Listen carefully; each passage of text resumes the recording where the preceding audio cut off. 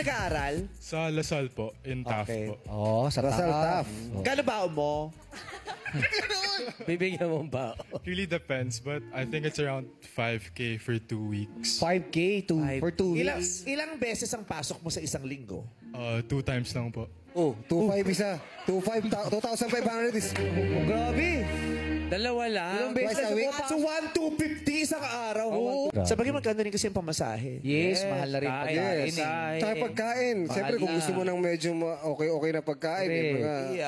Bigla ko naisip, parang maganda palang ano yun, project o batas, yung mga estudyante, wala nang bayad sa pamasahe. Yan. Tapos yung mga driver, i-claim na lang nila somewhere kung ilan yung sumakay sa kanilang estudyante. Tapos gobyerno ang magbabayad ng... Yes. Ang gusto mo, libre na. Wala nang bayad.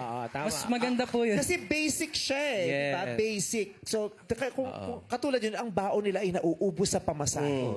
Hindi nyo naman nagagawa ng paraan yung pagbaba at pagtaas ng gasolina. Yun Pamasahe, talaga hindi yun. So, dapat dapat makaisip yung gobyerno ng mga paraan na makakaawas sa mga sularining pananalapi. Yes. Para yung kasi hindi naman nila itinataas ang sweldo ng manggagawa.